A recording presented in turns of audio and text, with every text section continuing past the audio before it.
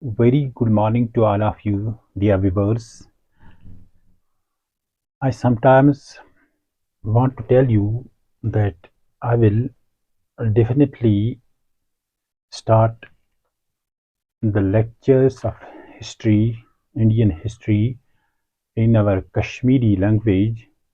But since when I saw that there are some viewers who watch it from deep South India, they are even, I know, for them it is even difficult to understand English language, but as we know, their mother tongue is not English. They have their different and various languages, but to some extent, English is understandable for them. So that I will continue till it ends, that is, ancient history ends. Then, after that, medieval and modern will be also an history. And after ending the whole history of along with this world, we will move to finally to our Kashmiri version along with Urdu to some extent so that this mix match will get benefited to many other viewers. Dear students, we have been learning Gupta period. Gupta period is from 270 AD to 550 AD. First ruler being Sri Gupta, who was its founder,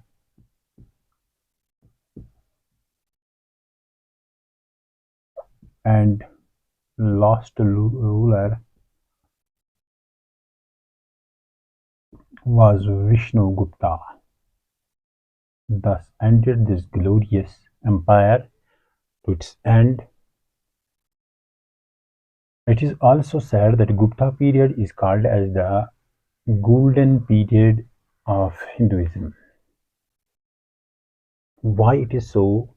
Since we know in literature they had contributed a lot, because during this period from 4th to 5th centuries, many literary or literary sources were compiled that included Puranas, Smritis, two great epics of Ramayana and Mahabharata, and thus it gets very important to be said about it as golden period. Besides it, one more important aspect which makes it to be called as golden age is its Gupta art. The Gupta art. Art includes architecture, architecture,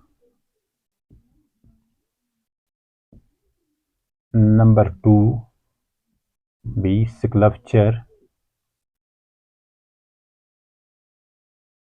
and number three was the paintings. It contributed a lot in all these fields, and let us see the first one in this video.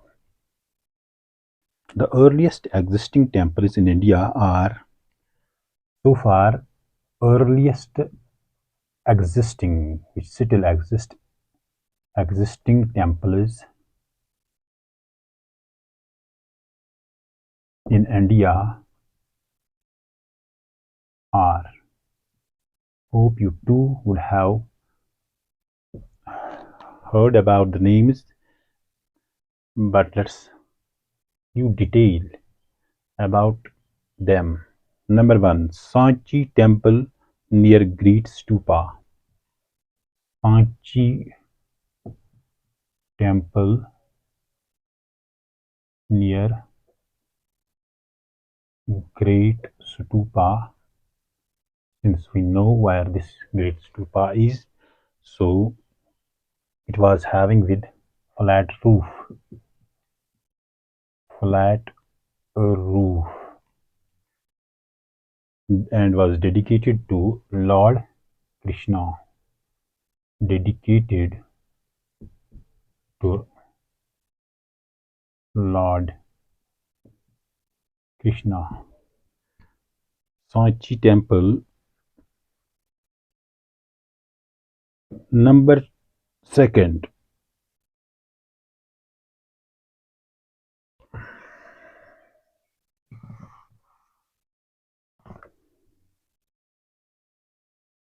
Das Avatar, Das Avatar, Das Avatar Temple. This temple is also very famous. It is in Jhansi, UP at Deoghar place. At Deoghar, Jhansi, UP, Uttar Pradesh.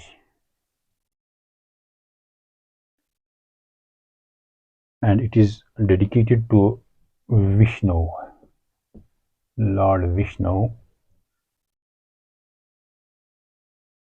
It is the second oldest temple, second oldest temple, and the first temple with shikar and mandapa style. Important feature which it had was it was first with Shankar, that is with shikar type, shikar and mandapa style. Mandapa style.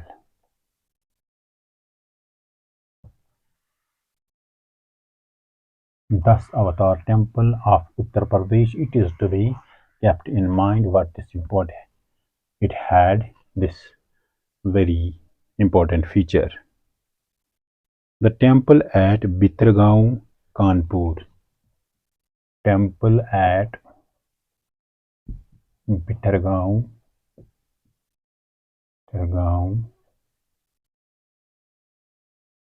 which is in Kanpur, is first brick temple in India and is dedicated to Krishna. First brick temple. It is in Kanpur already said. First brick temple and is dedicated to Lord Krishna. These are the things you have to mention in exam, and simple to the point answers will definitely help you in getting good marks. Or to say, when you have to go into the details which you usually see in text, that does not matter. But simplicity and to the point answers not only makes the teacher very impressive, but what the reality is that goes into the mind, and it becomes very easy for him that he has to go to the historical. It also gives him or her a taste of goodness. So one more important temple was the temple at Nashnakutar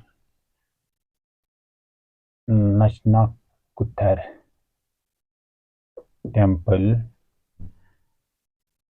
at Jabalpur, Madhya Pradesh. Jabalpur, MP, Madhya Pradesh, and this was dedicated to goddess Parvati. Hope you would have learnt about the architecture of Gupta period. Now we will go to the sculpture, but that will make it a long, so we will stop here. Thank you.